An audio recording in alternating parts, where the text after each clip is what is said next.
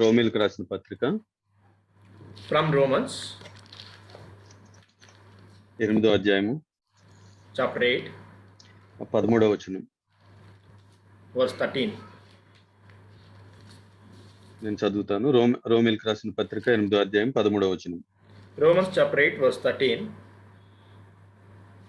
మీరు శరీరానుసారంగా ప్రవర్తించిన ఎడల సావవలసిన వారైందురు గాని ఆత్మచేత శారీరక క్రియలను చంపిన ఎడల జీవించెదరు. ఇక్కడ మనము దేవుని వాక్యం ఏ విధంగా చెప్తుందో జీవించడానికి చూస్తాం. So here God's word is telling what in which way God's word is guiding us so that we may be able to live. ఇక 8వ అధ్యాయంలో శరీరానుసారమైన స్థితి, ఆత్మానుసారమైన స్థితిని మనం చూస్తాం. In Romans chapter 8, we see that living according to flesh and living according to spirit. ఇక రోమిలకు ఈ యొక్క పత్రిక రాస్తున్నప్పుడు పౌలు ప్రాథమిక స్థితి నుంచి, రక్షణ నుంచి, ఎదుగుదల నిమిత్తము, అదేవిధంగా పరిపూర్ణత వైపు సాగిపోయే నిమిత్తము ఏ విధంగా రాస్తున్నాడో మనం చూస్తాం. So as we read through this chapter, leaving the elementary things and pressing on towards perfection, how we can progress in our salvation, that's what we see from chapter 8 onwards. అయితే ఇక్కడ ఆత్మ గురించి ఇక్కడ మనము ఆత్మానుసారంగా, శరీరానుసారంగా ఈ రెండు విషయాల విభజన గురించి మనం 8వ అధ్యాయంలో ఎక్కువగా మనం చూస్తాం. So especially in Romans chapter 8, we see very clearly the difference between living according to flesh and living according to spirit. అయితే కొద్ది నిమిషాలు మీరు జాగ్రత్తగా ఈ విషయాన్ని మీరు ఆలోచించినట్లయితే ప్రభు తన కనికరం చేత మన మీద కొంత వెలుగుని ఆయన ప్రకాశింపజేస్తారని నేను ఆశిస్తున్నాను.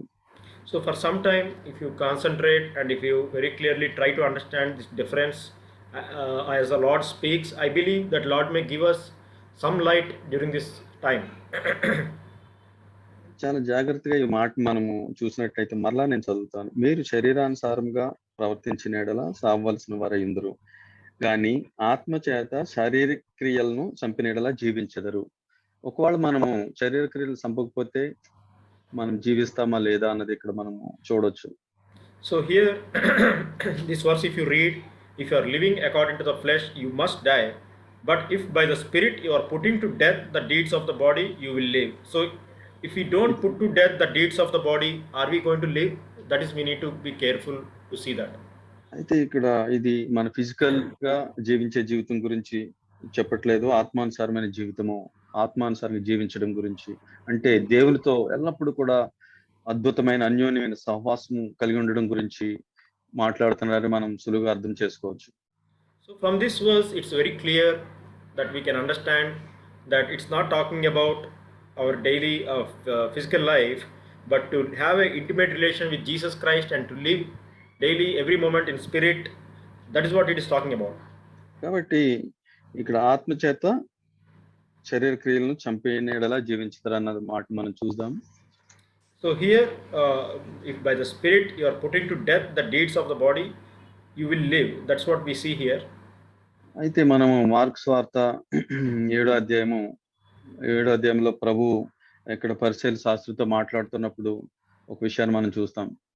Mark chapter 7, when the Lord was speaking to the Pharisees, we see that మొదటి వచనం నుంచి ఆ యొక్క సందర్భాన్ని చూడవచ్చు. అయితే 7-8 వచనాలు నేను చదువుతాను. మార్కు 7వ అధ్యాయం. Mark chapter 7, first verse onwards, if you read, you will get the context, but I will read verse 7. వారు మానవులు కల్పించిన పద్ధతులు దేవోపదేశములను బోధించుతూ నన్ను వ్యర్థంగా ఆరాధించుదురు అని వ్రాయబడినట్టు వేషధారులైన మిమ్మల్ని గూర్చి యెషయా ప్రవచించినది సరియే. 8వ వచనం, మీరు దేవుని ఆజ్ఞను విడిచిపెట్టి మనుషుల పారంపర్యాచారం గైకొంచున్నారు. ఇక్కడ ఆరాధన గురించి పైన వచనాలు చూసినట్లయితే మీరు వ్యర్థంగా ఆరాధిస్తున్నారని చెప్తున్నారు ప్రభు. So here the Lord was speaking, verse 6, 7, 8, but verse 7, if you see, but in vain do they worship me. అయితే అంటే ఆ వ్యర్థంగా ఆరాధించడం అంటే అక్కడ ప్రభు చాలా క్లియర్ గా చెప్పారు. మీరు దేవుని ఆజ్ఞను విడిచిపెట్టి మనం ఏం చేసినా అది వ్యర్థమైన ఆరాధనే.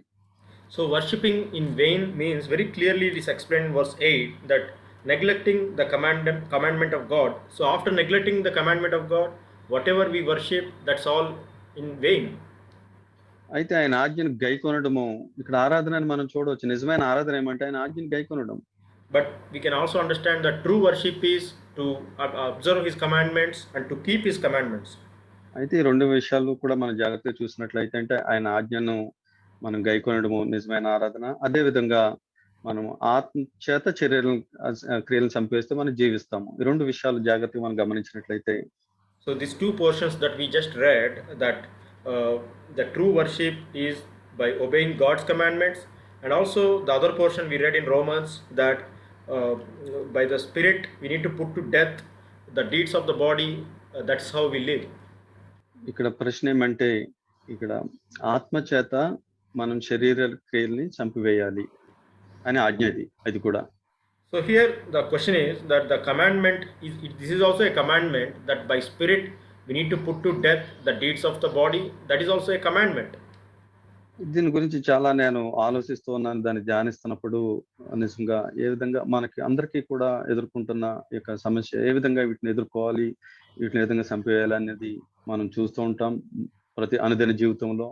So in our daily life, each one of us going through this battle, that how to put to death these deeds of the body, how can I live like that?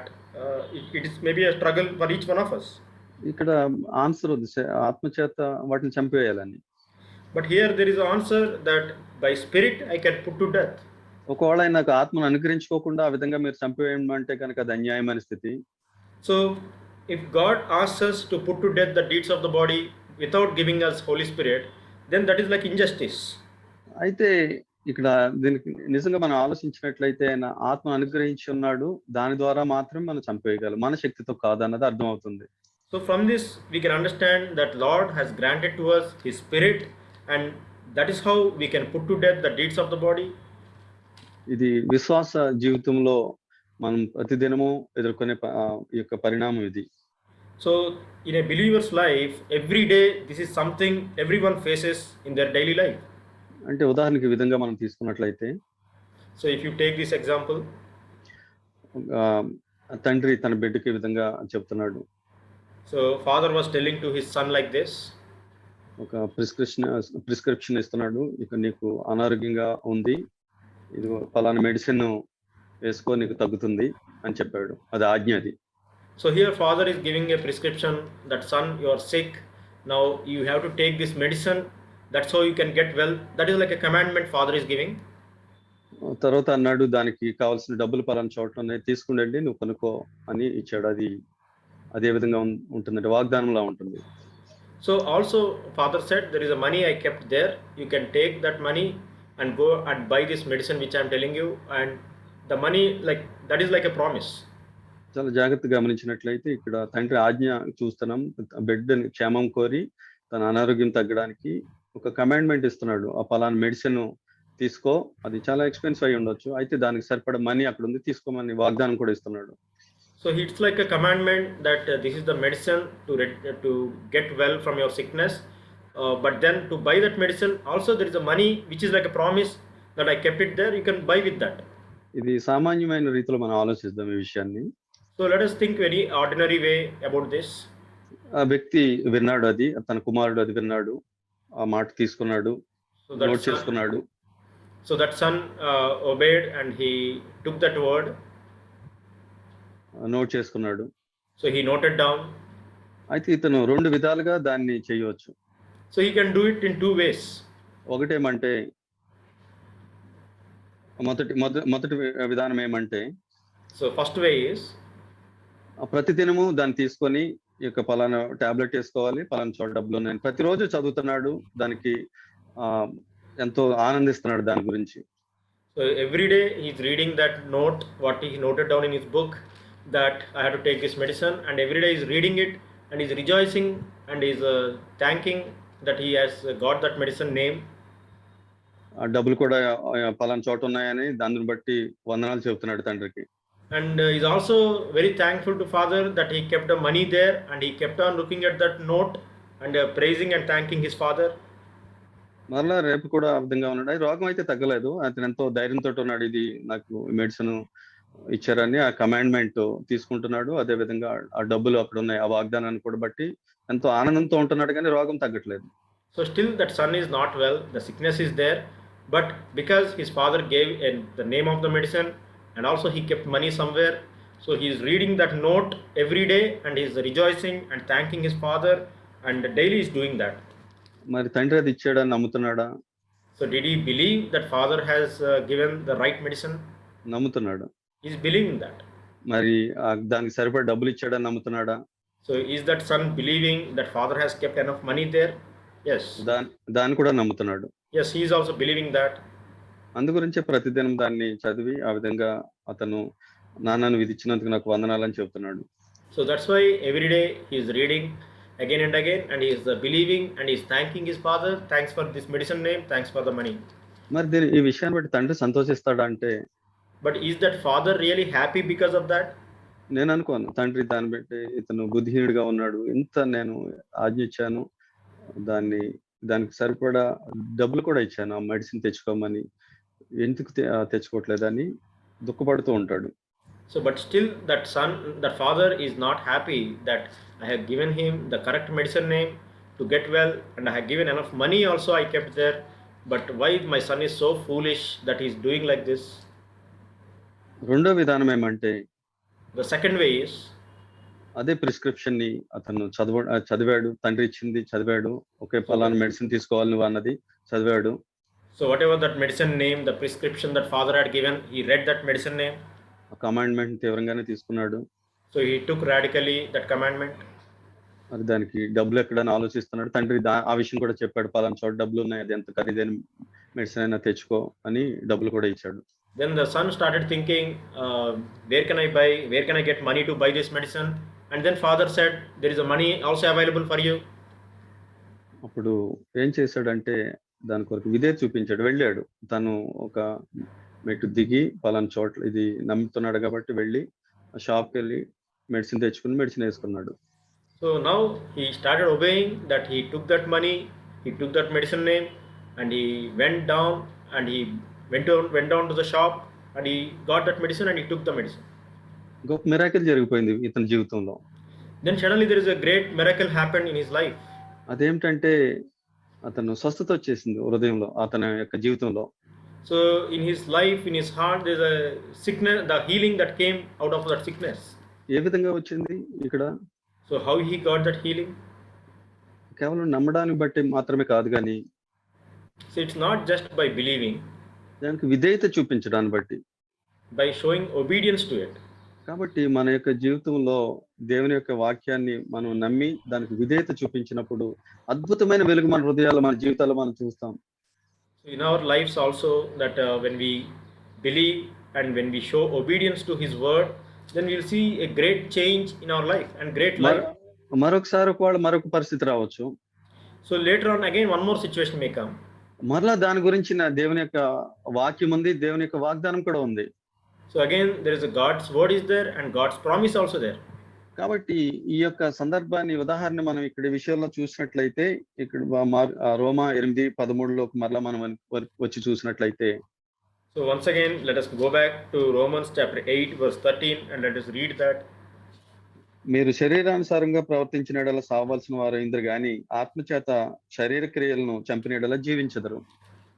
So if you are living according to the flesh, you must die, but if by the spirit you are putting to death the deeds of the body, you will live.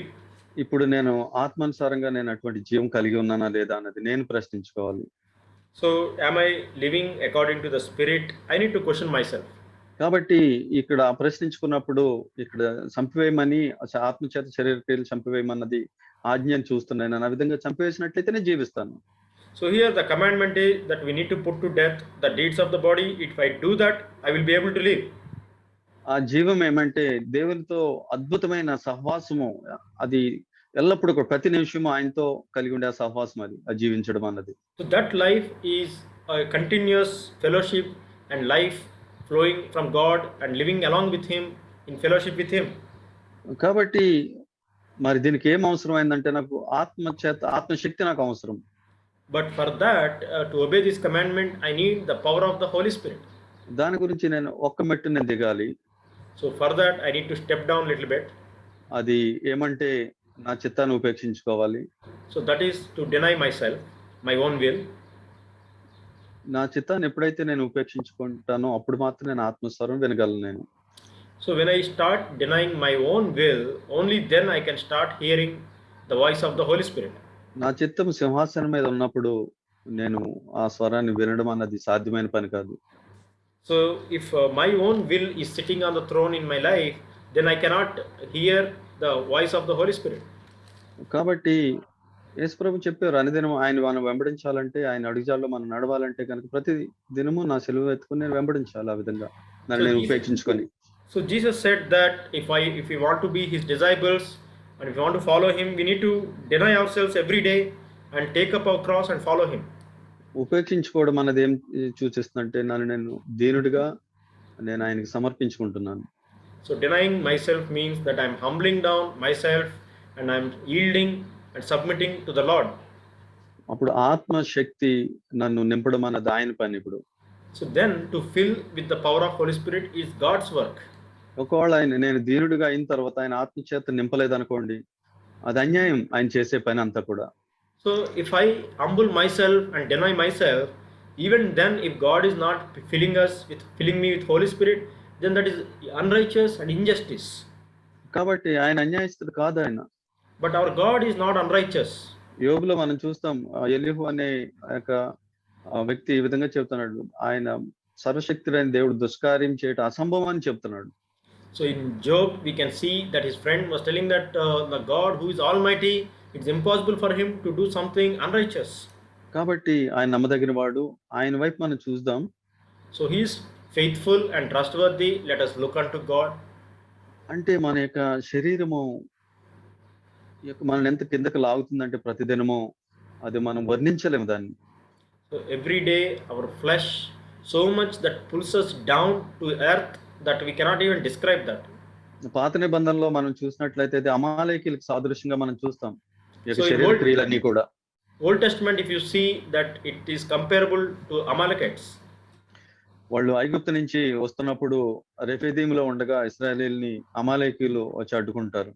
So Amalekites, when they were coming out of Egypt, at some point they came and hindered them. వారిని జయించడానికి అక్కడ ఏం అవసరమైందంటే మోషే తన చేతులు ఎత్తి దేవుని వైపు ఎత్తి ప్రార్థన చేయడం ఎంతో అవసరమైంది ఆ కొండ మీదకి.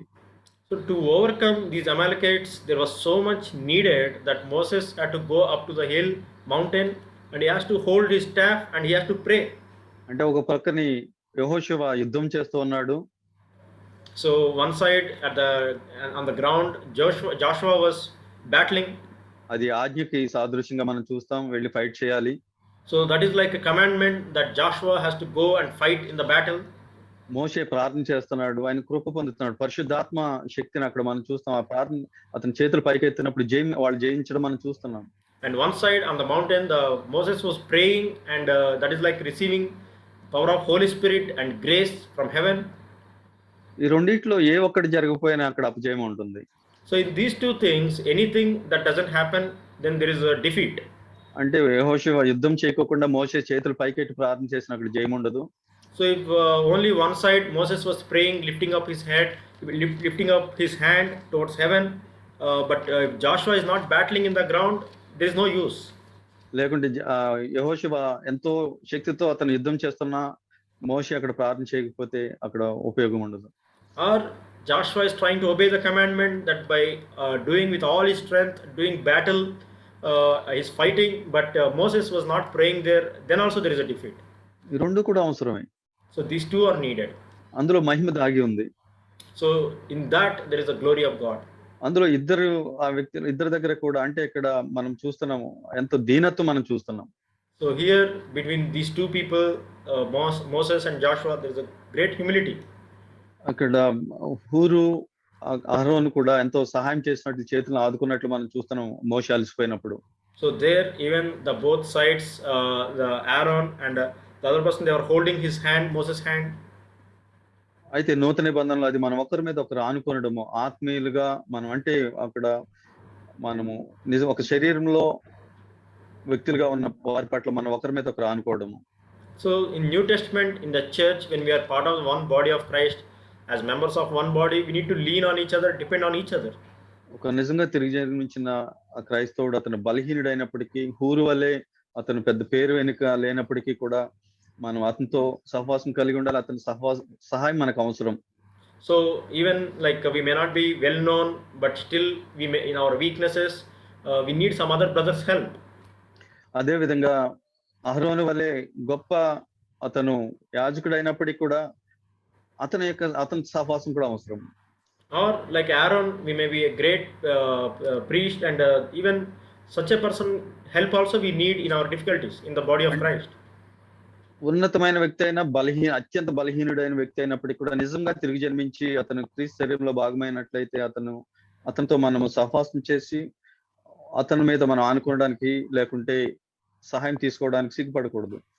So whether it is a great person or a very lowly person in the body of Christ, we should not be hesitant to depend on him, to take help from him in the time of need. మరి ఆ విధంగా చేయడం వల్ల ఏమొచ్చిందంటే వాళ్ళకి విజయం వచ్చింది. So by doing like that, they got the victory. అయితే అక్కడ మనం ఒక పాఠం నేర్చుకుంటాం. అది నిర్గమకాండం 17వ అధ్యాయంలో సాదృశ్యాన్ని మీరు చూస్తారు. So that there we learn one lesson that we see that in Exodus 17. ఈ సందర్భం అందులో రాయబడి ఉంది. అమాలేకీయులతో యుద్ధము చేయడము నిర్గమకాండం 17వ అధ్యాయం 8 నుంచి 16 వరకు ఉంటది. So this context is written in Exodus chapter 17. అయితే అక్కడ దేవుడు చెప్పేది ఏమంటే ముగింపులు ఎల్లప్పుడూ కూడా అమాలేకీయులతోటి మీకు యుద్ధం అని చెప్తాడు. So verse 8 onwards, that always you will have this battle with Amalekites. అయితే వారిని ద్వితీయోపదేశ కాండంలో మనం చూసినట్లయితే 25వ అధ్యాయంలో మరలా మోషే చెప్తాడు. 17 నుంచి 19 వరకు మనం చూసినట్లయితే వారిని చంపివేయాలని తుడిచివేయాలి అని అక్కడ దేవుని యొక్క ఆజ్ఞను అతను మళ్ళీ గుర్తు చేస్తాడు. In Deuteronomy also we see that we need to wipe off Amalekites, we need to destroy them completely. ఈ విషయాన్ని మనం చూస్తాం పాత నిబంధనలో. In Old Testament we see this. అయితే ఇంకొక విషయాన్ని కూడా మనం చూస్తాం. అదేమంటే సౌలుకి ఆజ్ఞాపించినప్పుడు అమాలేకీయుల్ని వాళ్ళ స్త్రీల్ని పురుషుల్ని గొడ్లని గొర్రెల్ని అన్నిటిని కూడా నాశనం చేయమని ఆజ్ఞాపిస్తాడు. దేవుని యొక్క ఆజ్ఞను చెప్తాడు. When Samuel has given God's commandment to Saul that he is supposed to destroy Amalekites completely, even their cattle, the sheep, everything he has to destroy, good ones and bad ones. అక్కడ సౌలు ఏం చేశాడో మనకు తెలుసు. So we all know that what Saul did. Sunday school పిల్లలు కూడా అది తెలుసు. Sunday school story కూడా అది ఉంటది. So there is a Sunday school story also, even children know about that story. కాబట్టి అది అందులో దేవుని ఆజ్ఞను గైకొనడం బలులు అర్పించడం కంటే శ్రేష్టమని కూడా మనం చూస్తాం. So here obeying God's commandment is precious to God, pleasing to God than many sacrifices. అయితే మన క్రైస్తవ జీవితంలో భూమి మీద ఎక్కడ చూసినప్పటికీ అది ఎక్కువ శాతం 99% అది స్టోరీగానే ఉంటుంది.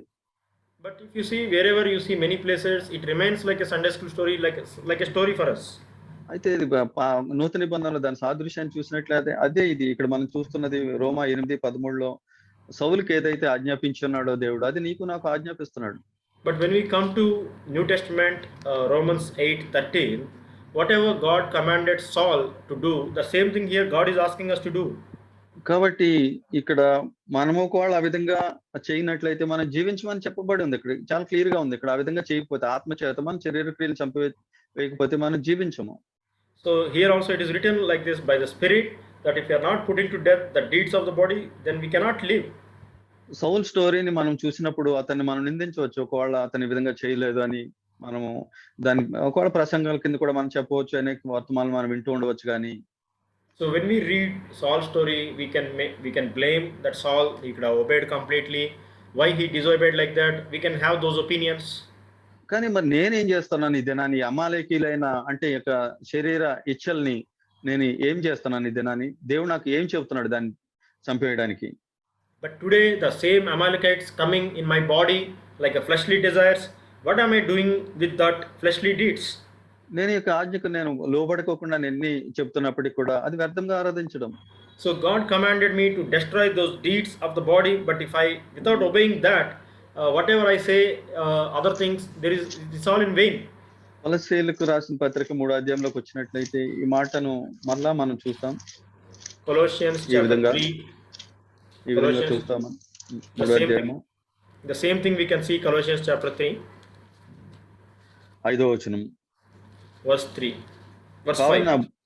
కావున మీ భూమి మీదనున్న మీ అవయవములను అనగా జారత్వమును, అపవిత్రతను, కామాతురతను, దురాశను, విగ్రహారాధనైన ధనాపేక్షను చంపివేయుడి. Therefore, consider the members of your earthly body as dead to immorality, impurity, passion, evil desire, and greed, which amounts to idolatry. ఏ విధంగా చంపివేయగలను నేను? So, how can I put to death these things? ఆత్మ చేత మాత్రమే శరీరక్రియలు చంపగలను. నా శక్తితోటి నేను చంపలేను. So, only by the power of Holy Spirit I can consider these earthly members as dead. అయితే ఇది మనం చూసినట్లయితే ఇది ఒక ఆజ్ఞ, ఇది చంపివేయడానికి ఇక్కడ మళ్ళా చెప్పబడి ఉంది. But even here in Colossians 3:5 we see again this as a commandment. నిజంగా మనం యథార్థంగా మనం ఒప్పుకున్నట్లయితే మన జీవితంలో నేను అనుకుంటాను సౌలుకి ఇటువంటి ఆజ్ఞ అంత క్రితం అంత సీరియస్ గా లేదు కానీ అటువంటి శక్తి లేదు కానీ ఇప్పుడు మనకెంతో అటువంటి కృపను కూడా ప్రభు ఎంతో ఇచ్చి ఉన్నాడు వాటిని చంపేయడానికి. So in Old Testament when this commandment was given to Saul, maybe Saul did not have the power of Holy Spirit, but today in New Testament we have God's grace and his power of Holy Spirit so that we can put to death these earthly these fleshly desires. ఒక్కొక్క విషయాన్ని మనం తీసుకుని చూసినప్పుడు వాటిని మనం చంపివేసామా లేదా అన్నది మనం ప్రశ్నించుకోవాలి. So one more thing, let us see that we can check that whether we have really put to death these earthly deeds. అయితే ఇప్పుడు ఒక ఇమ్మీడియట్ గా ఆల్ ఆఫ్ సడన్ గా అది జరిగిపోతుంది అన్నది నేను చెప్పట్లేదు కానీ So I'm not saying that immediately it's going to happen like this. ఆ ఆజ్ఞను మనం తీవ్రంగా తీసుకొని నిజంగా మనము భారంతో కన్నీటితో మనం ప్రార్థన చేసి శక్తిని ఒక్క విషయంలోనైనా మనం పొందడానికి ఆసక్తి కలిగి ఉన్నామా? So are we taking this commandment seriously in our life, and even for a few moments that we want to obey this commandment in our life, are we having that desire? ఒకవేళ ఆ విధంగా లేనట్లయితే మనంత దురవస్థలో ఉన్నట్లు ఆత్మీయంగా. So if we don't even have such a desire even for few moments like that, then we are very far away from our spiritual life. ఎందు గురించి అంటే ఇది ఇటువంటి వెలుగు మనకు ఇవ్వబడుతుంది ఈ విధంగా ఈ యొక్క సిఎఫ్సిలో. So in this CFC, this kind of light is being shown through the word of God. In this church we can get that.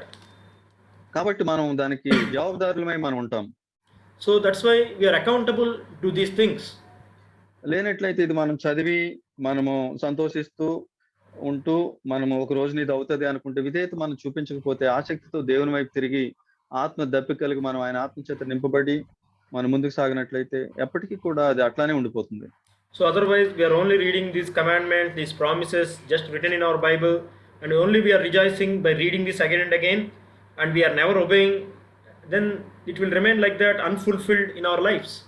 అదే విధంగా ఉంటుందంటే కనాను యొక్క ఆ విందుకి యేసు ప్రభు అక్కడికి వెళ్ళినప్పుడు So it is like the wedding at Cana when the Lord Jesus went there. అక్కడ ఆ విందులో అక్కడ చూస్తాం ద్రాక్షరసం అయిపోయినట్లు మనం చూస్తాం. So we see that there the wine ran out. ప్రభు ఆజ్ఞాపించారు వాటిని నీళ్లతో నింపమని. So Lord commanded to fill those barns with water. ఆ యొక్క ఆజ్ఞను తీసుకునే వాళ్ళు ఎల్లప్పుడు జ్ఞాపం చేసుకుంటూ ఎల్లప్పుడు అది అలాగే ఉండిపోయారు అనుకోండి. If the disciples were just taking that commandment and keep on rejoicing that Lord has given this commandment to us to fill water. నమ్ముతున్నారు యేసు ప్రభు ఇచ్చాడంటే యేసు ప్రభు ఇచ్చాడు నమ్ముతున్నాడు. So if you ask them, did this commandment come from Jesus Christ? They say yes, we believe that. పాత నిబంధనలో ఇర్మియాలోనే అదే విధంగా ఆదికాండంలో ఉన్న విషయాల్ని అంటే ఆయనకు అసాధ్యమైనది ఏదీ లేదన్న విషయాన్ని కూడా నమ్ముతున్నారు. So they are also believing that it is impossible, nothing is impossible for God. So we also believe that commandment. ఆ బాణలు నీళ్లు నింపబడతాయి ఆ విధంగా ఉంటే. So just by staying like that, is that pots will be filled with water? మరి ఏం చేయాలి? So what do they need to do? వాళ్ళు ఉపేక్షించుకోవాలి. So they need to deny themselves. వాళ్ళు వెళ్ళాలి. అది చెప్పిన ఆ చిన్న పని అన్నది వాళ్ళు ఎరగాలి. ఇది మనం చేయగలమన్నది అందు గురించే దేవుడు ప్రభు మనకు ఆజ్ఞాపించారు అన్నది. So that very little work, small work that God has commanded them, which they can do. So that's why they need to go and obey that little one. కాబట్టి ఆ విధేయత ఆ విశ్వాసము ఆ మహిమకరమైన కార్యాన్ని చూడడానికి ఏదో నడిపిస్తుంది. So when faith and obedience, when they are joined together, there is a glorious work they can see. అప్పుడు మధురమైన ద్రాక్షరసం వాళ్ళు చూడగలిగి ఉన్నారు ఆ విధంగా విధేయత చూపించడం ద్వారా. So by obeying like that, they are able to see the precious wine that has come. అనేక మంది ఆశీర్వదించబడ్డారు. and many were blessed. కాబట్టి మనం కూడా మన జీవితంలో చూసినట్లయితే అనేక మందికి ఆశీర్వాదకరంగా ఉండాలని మనం అనుకుంటూ ఉంటాం. So we want to become blessing to many people in our lives. కానీ ఇక అనేక సార్లు ప్రతిదినము మనం చదువుతున్నది అనేకమైన విషయాలు మనం చదువుతూ ఉంటాం. So many times we read these things. అనేకమైన వర్తమానాలను మనం వింటూ ఉంటాం. So many messages we keep hearing. అయితే నేను విధేయత చూపించేది ఏది అందులోది మనం ఎప్పుడు కూడా తీవ్రంగా తీసుకోం మనం. So we don't take anything about obedience very radically and seriously. దాని గురించి ఇచ్చిన వాగ్దానం ఎక్కడుందో వెతుక్కోవడానికి మనం ఇష్టపడము. So we don't keep searching to obey that commandment. Where is the constant promise that is given to me? We won't search for that. కాబట్టి ఒకవేళ అది పొందిన ఆ యొక్క వాగ్దానం ఇవ్వబడిన దానికి విధేయత చూపించడానికి మరలా అటువంటి విశ్వాసానికి మనం అనేక సార్లు అనుమానిస్తూ ఉంటాం, ఇది అవుతుందో లేదో అని. ఒకవేళ అప్పుడు కూడా మనం ఆ విధంగానే అక్కడే ఉండిపోతాం. So though the Lord has given us His Spirit and that promise is fulfilled, we have received God's grace, but still sometimes we won't believe that whether really God is going to do this or not. Sometimes we will be lacking there. అందు గురించి మన జీవితంలో అపారమైన ఆయన సంతోషము పొంగి పొర్లే విధంగా ఉండదు అనేక సార్లు. So that's why many times that overflowing abundantly, that life of God is not there. ఇతరులతో మనము వాళ్ళతో మింగిల్ అవ్వడానికి చాలా కష్టంగా ఉంటది మనకి. So that's why to mingle with others, to fellowship with others, we find it very difficult. దేవాతి దేవుని యొక్క ప్రియ కుమారుడు ఆయన అతి సామాన్యమైన ప్రజలతో ఏ విధంగా ఉన్నాడో మనము చూస్తాం. So how the Almighty God, when He came to the earth, how very ordinary way He was mingling with people, walking with them, we can see that. కానీ అటువంటి మనసు నిజంగా మనం కూడా కలిగి ఉండడానికి ఆయన కోరుతున్నాడు. So the Lord is desiring that even for us to have that same mind. ఆ విధంగా మనము తగ్గించుకొని ఉన్నప్పుడు, so when we humble ourselves like that, మహిమకరమైన కార్యం మనం చూస్తాం. so we can see glorious work. రోమీయులకు రాసిన పత్రిక 1:11 పౌలు ఈ విధంగా చెప్తున్నాడు. Romans chapter 1 verse 11, Paul was telling like this. అంటే వాళ్ళకి ఏదైనా ఆత్మీయంగా ఏదైనా దేవుని వాళ్ళకి వరాన్ని ఇవ్వాలని ఆశపడుతూ అతను ఈ విధంగా చెప్తున్నాడు. So he wants to give some spiritual gift and is desiring that, and that's how he's saying in this verse. ఒకరి విశ్వాసం బట్టి, అంటే మీ విశ్వాసం బట్టి నేనును, నా విశ్వాసం బట్టి మీరును అని ఆ ప్రోత్సాహం గురించి చెప్తున్నాడు. ఒకరు అంత బలహీనులైన ఎలిమెంటరీ టీచింగ్స్ వాళ్ళకి చెప్పక ముందు వాళ్ళ విశ్వాసాన్ని గురించి చెప్తున్నాడు. ఒకరి విశ్వాసాన్ని బట్టి ఒకళ్ళు మనము ఏ విధంగా మేలు పొందుతాం అన్నది చెప్తున్నాడు. So here verse 11 and 12 we can see this, that especially in verse 12, that together with you, while among you, each of us by the other's faith, both yours and mine. అక్కడ ఆదరణ ఆ విధంగా పొందవచ్చు. So that way they can be encouraged. అదే విధంగా మనం చూస్తాం పౌలు యొక్క ఎఫెసీయులకు రాసిన పత్రిక 6వ అధ్యాయంలో చెప్తూ ఈ విధంగా చెప్తున్నాడు. So the same thing, Ephesians chapter 6, Paul was writing like this. పట్టుదల కలిగి 18వ వచనంలో చూస్తాం, ఆత్మలను ప్రతి సమయమందును ప్రతి విధమైన ప్రార్థన విజ్ఞాపన చేసు ఆ విషయమై సమస్త పరిశుద్ధుల నిమిత్తము పూర్ణమైన పట్టుదలతో విజ్ఞాపన చేసు మెలకుగా ఉండుడి. So here with all prayers, petitions, pray at all times in the Spirit, and with this in view, be on the alert with all perseverance and petition for all the saints. కాబట్టి సమస్త పరిశుద్ధుల కొరకు పట్టుదలతో మనం ప్రార్థన చేయడానికి మనం అనుకుంటాం, మనం ఏపాటి వాళ్ళని, వాళ్ళ పరిశుద్ధులు వాళ్ళకి అవసరమా అని అనేక మంది గురించి ఒక్కొక్కసారి మనం అనుకోవచ్చు. So here it is asked us to pray with all perseverance and petition for all the saints. Sometimes we may think that am I worthy to pray for those saints? కానీ దేవుని వాక్యం ఆ విధంగా చేయమని చెప్తుంది. మనము ఎంత శక్తిమంతులు అన్నది కాదు, పరిశుద్ధుల కంటే లేకుండా బలహీనుల కంటే ఎవరికంటేనే కూడా శక్తిమంతులు కాదు, కానీ దేవుడు శక్తిమంతుడు. ఆయన చెప్తున్నాడు, మనం చేసినప్పుడు ఆయన మహిమకరమైన కార్యం చేస్తాడు. But God's word is commanding us, asking us to pray like this. It's not because of our strength or our ability or our worthiness, but God's word is saying to pray for those saints we can pray. కాబట్టి ఈ విధంగా మనం చూసినట్లయితే ఆయన్ని మనము ఆరాధించడానికి, అంటే ఆయనలో జీవించడానికి ఎల్లప్పుడూ కూడా ఆయన మాటలకు మనం విధేయత చూపించవలసిన వారమై ఉన్నాం. So that way to be able to worship, always we need to believe and obey God's word in our lives. నేను ఈ విధంగా ఆలోచిస్తాను. So I think like this. అంటే సౌలుకి ఈ విధంగా ఆజ్ఞాపించబడి ఉంది ఏం చేయాలో. So this is how it is commanded to Saul what he needs to do. నేను కూడా ఆ విధంగానే అనుకుంటాను. అంటే మనము ఇక సేఫ్సీగా దేవుడు ఒక పిలుపునిచ్చాడు.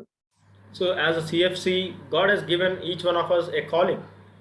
అయితే సౌలుకి సంపూర్ణంగా ఆ యొక్క ఆజ్ఞ గురించి సరిగ్గా తెలిసుండాలి. So first thing that Saul should understand very clearly what is that commandment. అతను బాధ్యత గల స్థితిలో అతను ఉన్నాడు కాబట్టి అతనికి సంపూర్ణంగా తెలిసుండాలి. And because he is in a responsible position, the Saul as a king, he should clearly understand what is that command. అతనికి దానికి విధేయత చూపించాలి 100%. And 100% he should also show obedience to that. అదే విధంగా అనుకుంటాను మనము ముఖ్యంగా ఎవరైతే బాధ్యత కలిగి ఉన్నా మనం అందరం కూడా ఆ యొక్క పిలుపుని గురించి నిశ్చయత సంపూర్ణంగా కలిగి ఉండాలి, మనకు తెలిసి ఉండాలి మనకి. So especially even among us, those who are especially having responsibilities in the church, we need to really have that assurance and clarity of God's calling in our lives. దాన్ని మనం విధేయత చూపించి గైకొనాలి మనము. And we need to observe it and we need to obey that. లేనట్లయితే మనము చాలా వరకు చేసిన సౌలు వలె ఒకవేళ దుఃఖపడాల్సి ఉంటుంది. So otherwise we may be doing so many things for God, but we may be at the end grieved and sad that our end may be like that. అది వ్యక్తిగతంగా ఆ విధంగా మనం చేయాలి, సంపూర్ణంగా ఆయనకు విధేయత చూపించాలి. So as an individual, a complete obedience we need to show to the Lord. కుటుంబంగా ఆ విధంగా మనం ఉండాలి. As a family we need to be like that. సంఘంగా ఆ విధంగా మనం ఉండాలి. So even as a church we need to be like that. లేనట్లయితే Otherwise, సౌలు చెప్పిన సాకును మనం చెప్పాల్సి ఉంటుంది. so otherwise we also need to give the same excuse as Saul gave the excuse. ఆ ప్రజలు ఆ విధంగా కోరుకున్నారు, అందు గురించి ఆ విధంగా కొన్నిటి నుంచాను అని సౌలు చెప్తాడు సమూయేలుతో. So the excuse that Saul gave to Samuel was that because people were desiring that, that's why I did like this. అతను ప్రజలను సంతోషపెట్టడానికి ఇష్టంగా ఉన్నాడు అతను. So who is the man who wants to please the people? కాబట్టి అది దేవునికి ఏమాత్రం ఇష్టం లేదు. But that way it is not at all pleasing to God. కాబట్టి ఇక్కడ మనకు ప్రభు ఏం చెప్తున్నారంటే ఏ విషయాన్ని అయితే చంపివేయమన్నాడు అది చంపివేయడానికే దేవుడు కోరుతున్నాడు.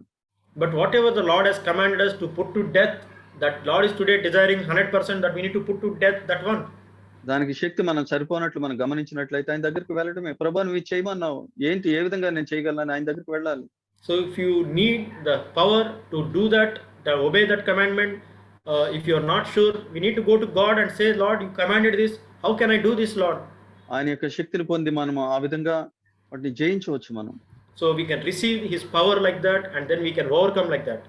ఆ విధంగా నిజంగా మనం జీవించినట్లయితే ప్రతిదినము So every day, truly if we live like that, దేవుని నామం మహింపరచబడుతుంది. so మన God's ద్వారా name will be glorified, ఆయన నామం నిజంగా అది నిజమైన ఆరాధన అది. and that is the true worship. ఆయన సంతోషిస్తాడు, ఆయన హృదయం ఎంతో సంతోషిస్తుంది ఆ విధంగా జీవించడం ద్వారా సంఘాన్ని బట్టి. So by living like that, Lord will be so delighted because of the church. నిజంగా అటువంటి కృపను ప్రభు మనకు అనుగ్రహించాలని కోరుతున్నాను. I am desiring that Lord may give all of us such a grace. కాబట్టి ఆయన వాగ్దానాలు ఎంతో అమూల్యమైనవి. So his promises are so precious. ఆయన ఆత్మను మనకు అనుగ్రహించి ఉన్నాడు. And he granted his Holy Spirit to us. పెంతెకొస్తే దినాన్ని భూమి మీదకి ఆ యొక్క పరిశుద్ధాత్మ కుమ్మరించబడి ఉన్నాడు. So on the day of Pentecost, he was poured out upon this earth. ఎవరైతే యేసు ప్రభు యొక్క ఆజ్ఞకు విధేయత చూపించారో వారి మీదే కుమ్మరించబడి ఉన్నాడు. So whoever has obeyed at that time and stayed together in that place, the Holy Spirit was poured out upon all of them. ఈ దినాన్ని కూడా మనం ఎవరైతే ఆయనకు విధేయత చూపిస్తారో వారి మీద పరిశుద్ధాత్మ కుమ్మరించబడి ఉంటాడు. ఆయన మనలో వచ్చి నివసిస్తాడు ఆయన. So today whoever is obeying and waiting on the Lord, that he will pour out his Holy Spirit and he will strengthen us. మనం చదివిన విషయాలు మీరు చూసినట్లయితే తర్వాత అది అవిధేయుల మీదకి దేవుని ఉగ్రత వస్తుందన్నది ఆ యొక్క కొత్త నిబంధనలో మనం చూస్తాం. So if you read through those what I said, the verses, and if you read later, there is a wrath of God is going to come upon those who are disobedient. కాబట్టి ఉగ్రతకు పాత్రలుగా ఉండడానికి దేవుడు మనం పిలవలేదు. So God did not call us to be the vessels of wrath. కాబట్టి ఆయన ఆత్మచేత మనం నింపడానికి దప్పిక కలిగి ఉందాం, మన హృదయాలు నూతన పరుచుకుందాం ప్రభు దగ్గరికి వెళ్ళి. So let us go to the Lord and renew our hearts and let us really show the desire that I want to obey his word. నిజంగా మనల్ని ఆయన ఆత్మచేత కట్టేవాడు ఆయనే. So truly he is the one who builds us in his spirit. ఇదే వ్యక్తిని సంతోషపెట్టడానికి కాదు కానీ దేవుని యొక్క హృదయం మన కొరకు ప్రాణం పెట్టిన యేసు ప్రభు యొక్క హృదయం సంతోషించడానికి. So this is not to please any man, anyone else, but this heart is to only please our Lord Jesus Christ, who gave himself, his life for us. కాబట్టి ప్రభు సన్నిధిలో మనం తలవంచుకొని ప్రభుని మనం ఆరాధిద్దాం. పరలోకమందున మా తండ్రి, పరిశుద్ధుడైన మా దేవ, మీ ఘనమైన నామమునకు వందనాలు స్తోత్రం. నిజంగా నాయన మిమ్మల్ని ఆరాధించేవారుగా ఉండడానికి మమ్మల్ని పిలుస్తున్నారు. ఆత్మతో సత్యంతో మేము ఆరాధించాలనేది నీ ఆశ అయింది. నిజంగా మేము ఎప్పుడైతే నీ సత్యాన్ని మేము గైకుంటామో ఆత్మశక్తి చేత అది నిజమైన ఆరాధనని నాయన మేము ఎరగడానికి కావాల్సిన కృపను వెలుగును మాకు దయచేయండి. మాకు ఇచ్చిన పిలుపుని బట్టి మీకు వందనాలు. అద్భుతమైన ఈ సహవాసాన్ని బట్టి నాయన ఈ సహోదరుని బట్టి ప్రతి కుటుంబాన్ని బట్టి మీకు వందనాలు చెల్లిస్తూ మా జీవితంలో మీకు నమ్మకమైన సాక్షులుగా ఉండడానికి మనం పిలిచినందుకు మీ ఉన్నతమైన పిలుపుకి నాయన మీకు వేలాది వందనాలు స్తోత్రాలు చెల్లిస్తూ మా కొరకు ప్రాణం పెట్టి తిరిగి లేచిన ప్రభువైన యేసుక్రీస్తు నామములో స్తుతించి ఆరాధిస్తున్నాం తండ్రి. ఆమేన్.